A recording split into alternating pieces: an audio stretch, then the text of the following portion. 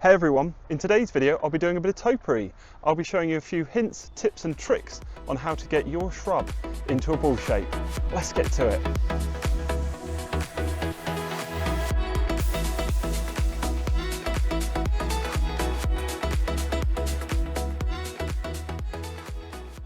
You can prune a variety of shrubs into ball shapes, from something small to a large feature shrub, in a range of species and varieties. And over the years I've cut quite a lot, so I wanted to share with you what techniques I used to get them in the best shape possible.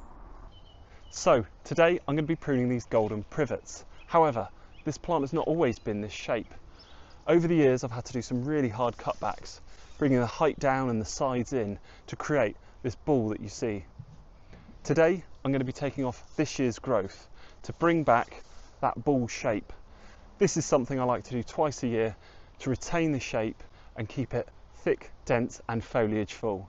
As if you do this once a year and just let this grow out, by cutting it back hard, there won't be a huge amount of foliage there and it'll be a little bit of a shock to the plant. So to keep that lush, thick foliage, I'd recommend doing it twice a year to keep it looking nice. To start off, I'm going to put some sheets down to catch all the cuttings, as they can be quite fine.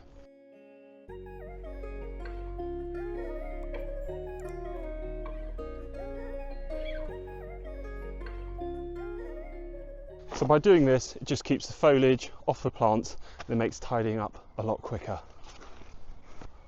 What I've got here is a nice sharp pair of shears, and I like to have a pair of shears have a bit of an angle on them, as that will help to shape the ball. If you have a straight pair of shears, you can end up making it a bit jagged and it doesn't create a nice ball shape, so that's what I like. And same with this, it's got some nice bumpers and the blades don't completely close, and that stops you from nicking any tips that you don't want to nick when you're going round, so that also helps to create the ball shape. Once again, if that was a pair that closed, when I'm coming round, sometimes you can accidentally cut something that you don't want, and that's why I like when they don't completely close, as I do the majority of the cutting in the centre part of the blades. So once you've got your sharp pair of shears and matting set up, it's a case of working your way around the shape. So you can either start at the bottom, at the top or the middle. It doesn't matter, it's whatever you find more comfortable. For this demonstration I'll just start in the middle so you can see, but you've got to think that there's going to be a top that's not flat, so you're going to have a bevel. So if you're more comfortable looking over the top of your prune, then I would suggest standing up there and cutting a small section at the top and then start working your way down. So you could do something like this, where I've just cut a small hole there, and that will be the centre, so that's going to be the highest point on my ball. Then angling the shears down, you're going to be curving to create that bevel there, and by standing up here you can look over and see what you're doing. So that's one way of doing it.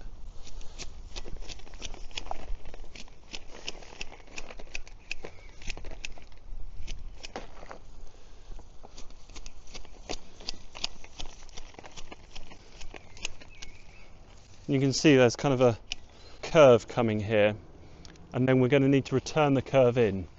So that's working from the top. Now working from the side, you can just come in and just start cutting round.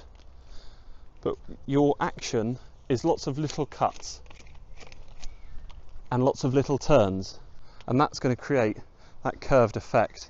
If you do lots of big cuts like that, it's going to end up like a 50p piece, and it's not going to be nice and curved like a penny.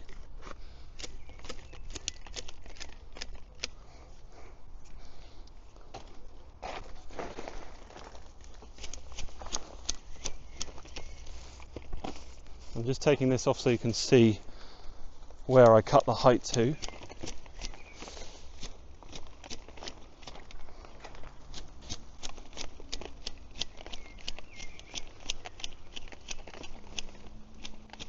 So you can start at the top, you can start in the middle, or you can start at the base. At the base, you're going to want an angle there. As I've said, you've got the highest point that's going to come down, and then it's going to come out to the widest point. So the central bit is going to be the widest point, and then you're going to come in from the side into the base. And that's how you create a circle. So the tallest point, curve to the widest point, and then from the widest point, curve in to the base point, which should meet up with your top.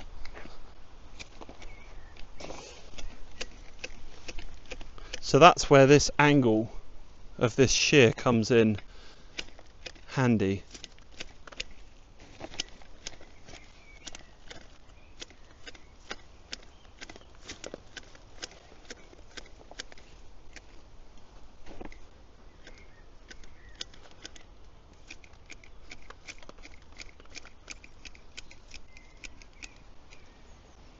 Now I can feel my shears getting a little bit stiff and sticky. As you're pruning this sort of stuff, you get residue that sits on your blades. What I like to do is have a bucket of water with me. I don't like using a huge amount of oil and things, as it's just going to end up on the plants. So I just dip the blades in some water. Then I have an old towel or an old rag with me. And as long as you get there before it builds up too much, it can actually just wipe off reasonably easily. And then the water will just keep those blades a little bit lubricated just for the time being. Now what I wouldn't recommend is leaving, if I'd finished this, I wouldn't leave these with water covered on them. You want to dry them off, and then you can apply a coat of oil over it just to preserve it. But while you're pruning, I recommend that technique. So highest point,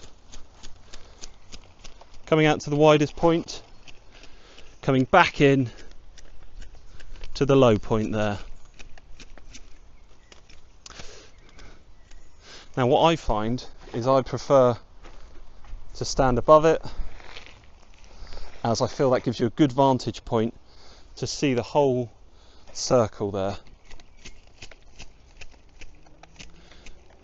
However, you do not always get the luxury of being able to stand above it, especially if it's a large ball that you're creating. So I recommend practicing all the various techniques, starting at the base and the top, so then you'll feel more comfortable tackling larger balls. So I'm at the top, little cuts, lots of little cuts out to the widest point. Now coming back in to that low point there. Now a finish on something like this, which is golden privet, is going to be different to how a finish is going to look on something like buxus, which has very small leaves. As that, you're going to be able to get a really good shape, and it's going to look really smart because there's smaller leaves, so you can get more angles in there to create that circle, whereas the larger leaves, it's not as a tight formation. So gradually working your way around it. You don't need to rush it, you don't need to go super fast. It's just a case of slowly clipping and working your way around.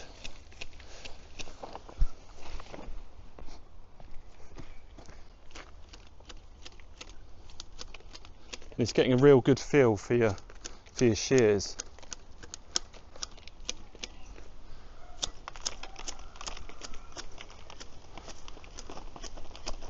Now, if this is going to be your first time of pruning a ball, let me tell you, it's not going to be great.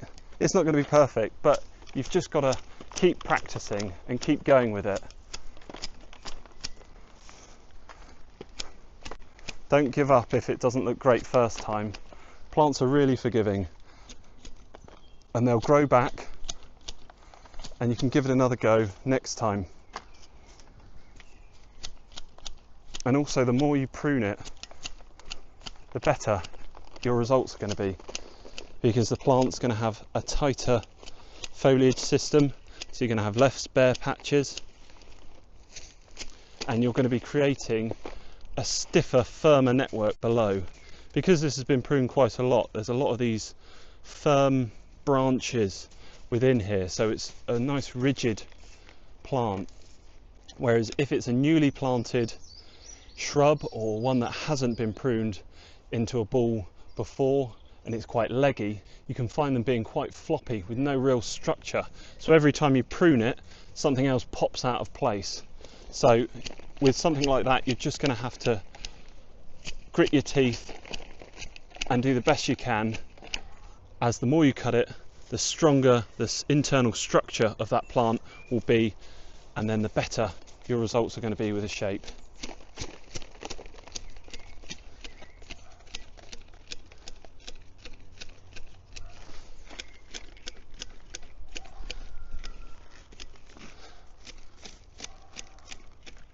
So reasonably happy with this shape, how it's coming on. I've taken the majority of that new growth off. So what I'm going to do now is just get a rake or a broom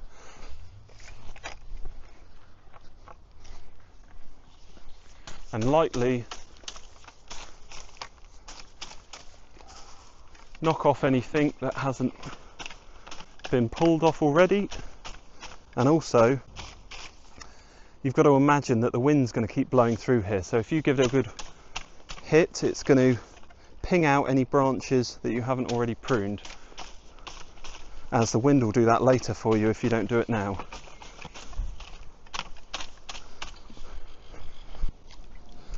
Right, so now I can go over and do a bit of a finer prune, really getting the shape together.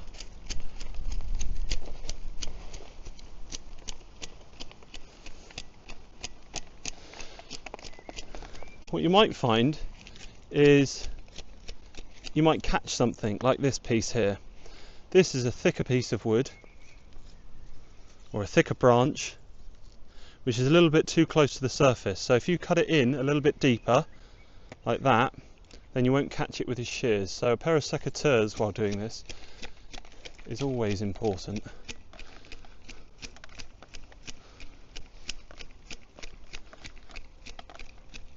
You can see only a few leaves or even portions of leaves are just coming off now.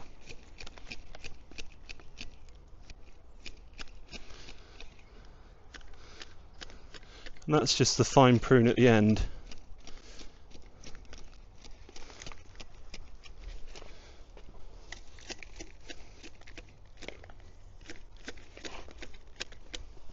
Just to tidy it up there.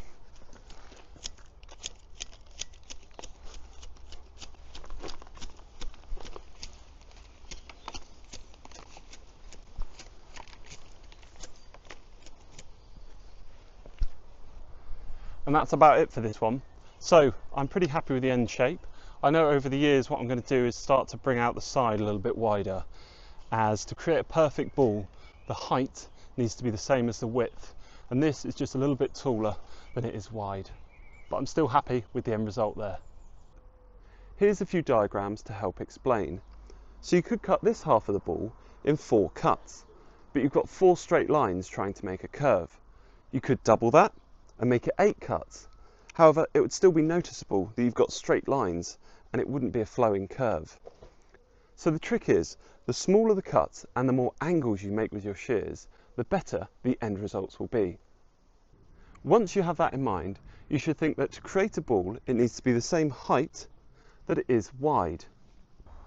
Cutting a ball takes quite a few years to develop the shape, as you want the internal structure, the branches inside, to be that ball shape.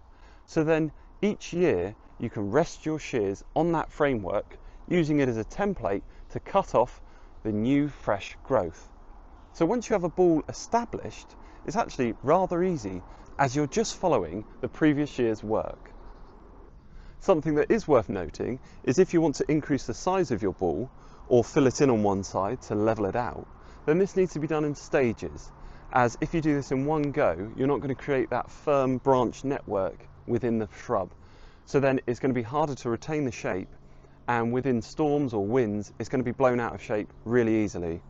So I've represented that by the red line being stage 1 of pruning and the blue line as stage 2. So with increasing the size of your ball, this would be the first stage of the pruning, taking off that leggy growth, which would take it back to the red line. Then the following year, depending on the shrub, you're going to get this sort of growth again, and because it's coming from a previous year's cut, you're going to get thicker and more dense foliage. So then you want to cut back to the blue line,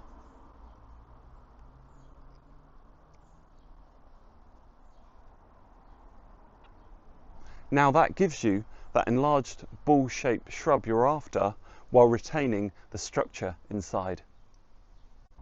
With this information, I hope it gives you a better understanding of how to achieve that ball shape. Let's get back to the pruning.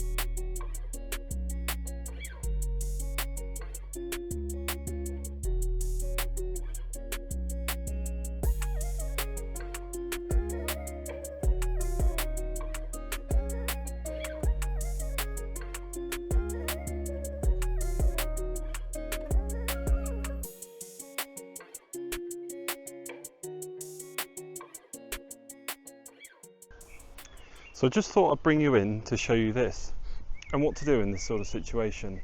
So when you're pruning topiary and when you're pruning most shrubs, you want to encourage outward growth. So that's these shoots growing out, so then you can cut them back and it thickens up this area here. Here we don't have outward growth, we've got upward growth, which is okay on the top of your shrub, but on the side we really want that going out. So what I'm going to do is come in with the secateurs, just cut that back there. So I've cut it back into there. So now the plant's going to focus all its energy on this point, and hopefully, because of the sunlight, it's going to encourage it to grow outward. Although there is a little bit of a gap there, over time that will fill in. So it's something to consider. Whenever you've got these sort of upward growth, this will cover these nice outward growths. So I would always recommend removing anything that isn't growing outward, and that will help to create thicker foliage over the plant. Something also to consider is where your topiary is being grown. Here we have a shadow cast from the oak trees above. So I find that these three topiaries at the backs don't get a huge amount of growth as they focus their energy growing forwards to the sun. Just from here you can see those buxus hedges have a shadow cast on their back. So I get minimal growth on the backs of those due to how they're facing. So that's also something to consider, to prune gently on the sides that don't get a huge amount of sunlight, as they are less forgiving because you won't get a huge amount of regrowth.